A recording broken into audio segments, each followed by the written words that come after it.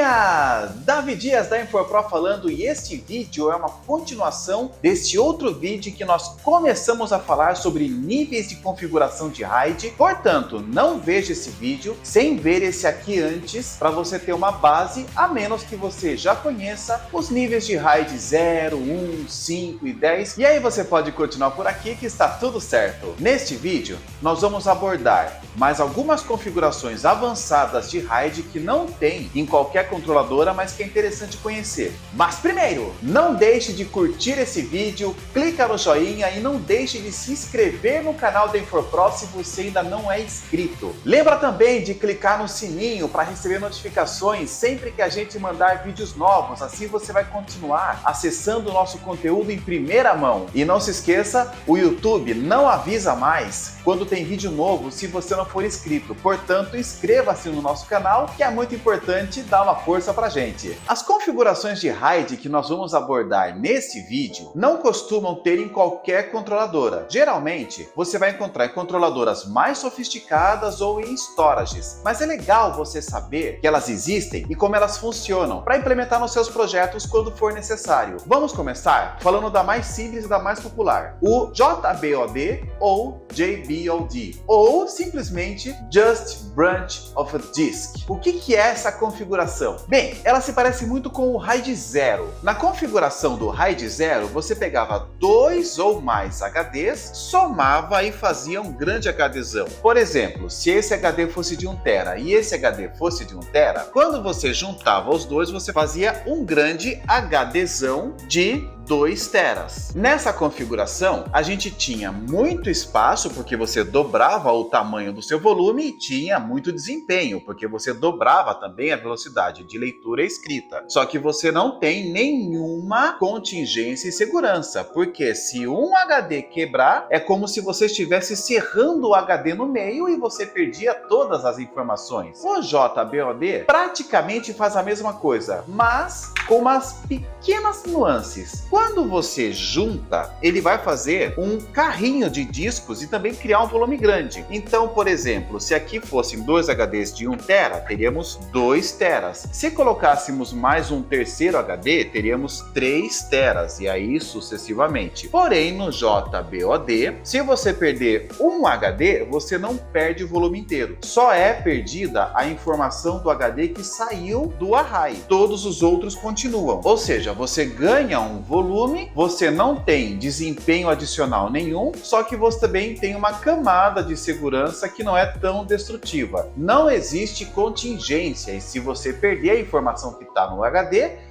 vai ser destruída, porém você não perde toda a informação do seu volume. Dessa forma, JBOD é interessante em sistemas ou ambientes mais simples e que você precisa de um grande volume, mas a informação não é tão importante assim, ou seja, em projetos mais simplificados. Continuando as variações, a próxima configuração é o RAID 50. Para explicar o RAID 50, vamos voltar a falar do RAID 5, que foi muito bem explicado no vídeo anterior. Como havíamos comentado no vídeo anterior, o RAID 5 vai pegar um espaço de paridade de cada HD, um espaço correspondente a cerca de 30% de cada disco, e vai usar esse espaço para obter informação dos outros dois discos. Legal! O RAID 50, ele vai pegar 3 HDs, vai fazer um RAID 5 aqui, vai pegar mais 3 HDs, fazer outro RAID 5 aqui e vai juntar todos eles em um RAID 0, fazer então um RAID 50. Fazendo aquelas continhas, se aqui nós temos 3 HDs de 1 TB e o RAID 5 costuma tirar 30% do espaço em disco total, então aqui teríamos um volume de aproximadamente 2 teras. Aqui também teríamos um volume de aproximadamente 2 teras. E fazendo um RAID 0, criaríamos um volumão de 4 teras. Isso vai resolver o problema do RAID 5 de desempenho, porque o RAID 5 dava um bom espaço em disco, dava um bom desempenho de leitura, mas não dava desempenho nenhum em escrita. Fazendo um RAID 0 de 2 RAID 50,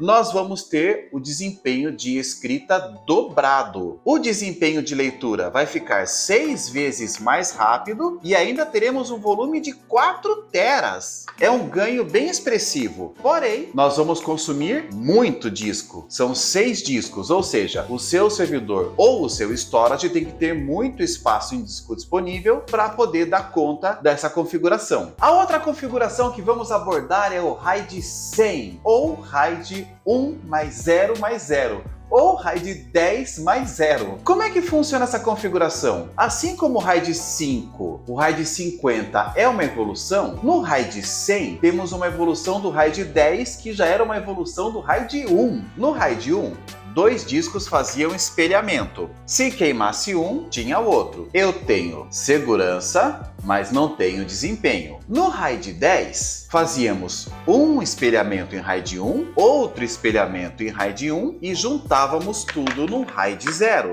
Nessa configuração, nós vamos ter muito desempenho, vamos ter contingência, mas vamos perder em espaço em disco, porque o volume cai pela metade do tamanho total dos discos. No RAID 100, nós vamos pegar um volume de RAID 10 composto por 4 discos, outro volume de RAID 10 composto por outros 4 discos e fazer um grande RAID 0 de todo mundo. Aonde está a vantagem nessa configuração gigante de discos? Primeiro, desempenho. O desempenho vai crescer muito, mas muito mesmo. Estamos falando aqui de 8 discos. São 8 vezes mais desempenho na leitura e 4 vezes mais desempenho na escrita, porque um RAID 1 já vai dobrar a velocidade de escrita, já que nessa configuração existem 2 canais onde você pode escrever informação nos discos. Fazendo um outro RAID 0, vamos quadruplicar. Dá para escrever neste RAID 1, dá para escrever no segundo RAID 1, dá para escrever no terceiro RAID 1, dá para escrever no quarto RAID 1. Perde-se metade do volume e usa-se bastante disco. Essa configuração é muito útil para quem precisa de muito desempenho e desempenho absurdamente alto, porque essa configuração aumenta em muito o desempenho dos discos. Se levar em consideração que um SSD é 10 vezes mais rápido que um HD, fazendo uma configuração em RAID 100, temos um desempenho quase igual ao de um SSD, só que muito mais barato. Tudo que nós precisamos é ter espaço suficiente para suportar 8 discos dentro do nosso gabinete. Entende como é importante entendermos todas as configurações? Com a estratégia certa, conseguimos economizar, já que os SSDs para os servidores costumam ser bem mais caros do que HDs normais para servidores. Cuidado com a falsa sensação de segurança nessa configuração. Como existem 4 pares em RAID 1 dentro de um RAID 100, a gente acaba tendo a falsa sensação de segurança, já que a gente pode imaginar que podemos perder discos aqui, só que isso não é uma verdade, já que se perdermos 2 discos de um mesmo RAID 1, toda a informação vai ser perdida do mesmo jeito. Como em configurações de RAID só podemos trabalhar com a certeza, embora no ambiente de sorte a gente ainda possa perder 4 discos nessa configuração, o risco não pode ser considerado, a sorte tão pouco. Portanto, cientificamente, o RAID 100 ainda dá suporte a apenas um disco queimado, mesmo que em ambientes de sorte você possa perder 4 discos. Não espere isso acontecer. Falando em segurança, vamos falar de outro nível de RAID, o RAID 6. O RAID 6 é muito parecido com o RAID 5, porém ele trabalha com a ideia de dupla paridade. Enquanto no RAID 5 nós temos um espaço de paridade que vai guardar a informação dos outros 2 discos em cada um deles, no RAID 6 nós vamos ter um espaço maior de paridade para que seja escrita a informação de mais discos nesse mesmo espaço de paridade. É o que nós chamamos de dupla paridade. Aonde está a vantagem? Nas configurações de RAID 6, como o espaço de paridade é bem maior, eu posso perfeitamente perder um HD. E a informação daquele disco ainda está na paridade dos outros, mas eu posso perder um outro HD.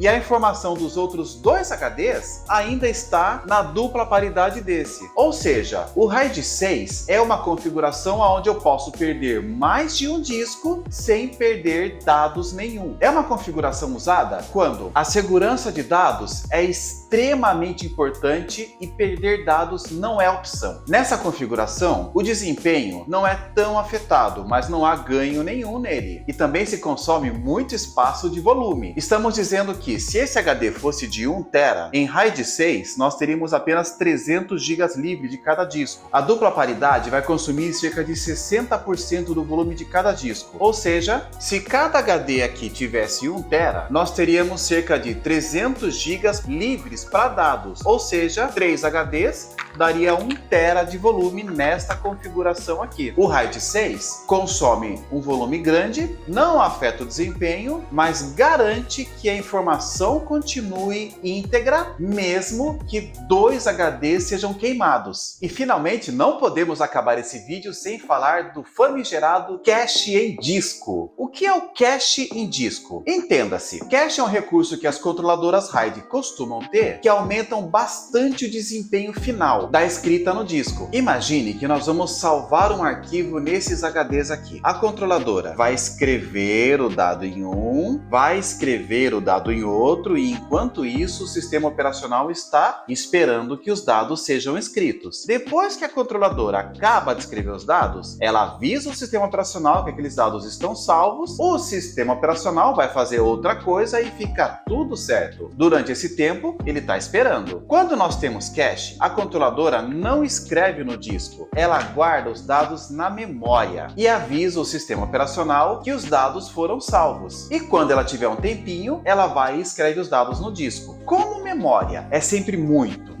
mas muito mais rápido que disco, o cache dá um ganho de desempenho muito grande. E tudo que nós precisamos é ter uma controladora RAID como essa que dá suporte ao cache. Geralmente, o cache fica no espaçozinho de memória dentro da própria controladora. E em vez dela escrever os dados no HD, ela vai salvar os dados na memória primeiro e depois, quando ela tiver um tempinho, ela escreve no HD. Mas ela libera o sistema operacional para que ele faça outras coisas dizendo que os dados já foram salvos. Legal, né? Porém, tem um efeito colateral. A memória é muito rápida, só que memórias são voláteis. Significa que se acabar a energia ou elas deixarem de ser alimentadas por qualquer motivo, a informação que está nela é completamente perdida. Imagine que o sistema operacional precisou salvar alguma coisa. Ele mandou a informação para a controladora salvou a informação dentro do cache e quando ela tivesse um tempinho, ela ia passar a informação para o disco. Mas ela já avisou o sistema operacional que a informação está salva e o sistema operacional foi cuidar da vida dele e foi fazer outra coisa. Antes dela tirar a informação da memória e colocar no disco, acabou a energia elétrica e a informação que estava aqui foi perdida, mas não foi escrita no disco, mas o sistema operacional pensa que foi porque ela contou que foi. Quando a energia elétrica voltar, o sistema operacional vai procurar aquela informação que a memória disse que tinha e a memória vai falar: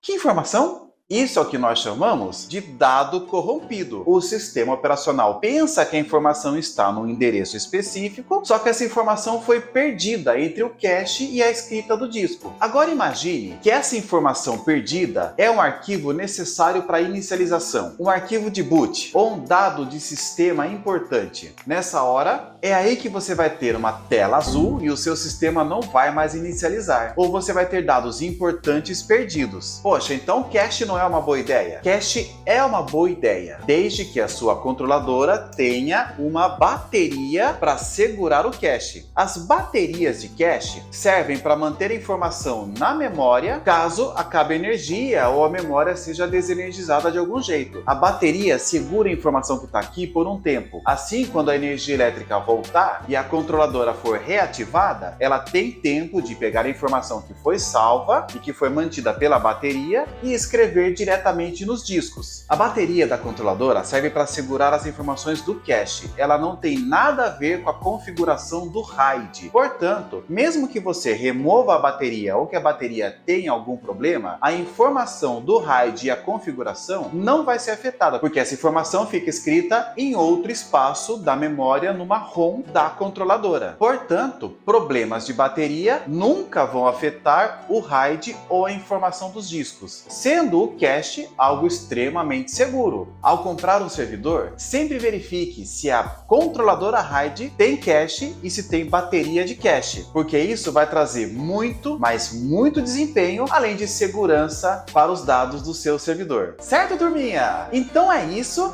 Vimos aí o que é um cache de bateria e outras opções de RAID. Eu agradeço pela atenção, por ter visto esse vídeo até aqui e até o próximo vídeo. Tchau, gente!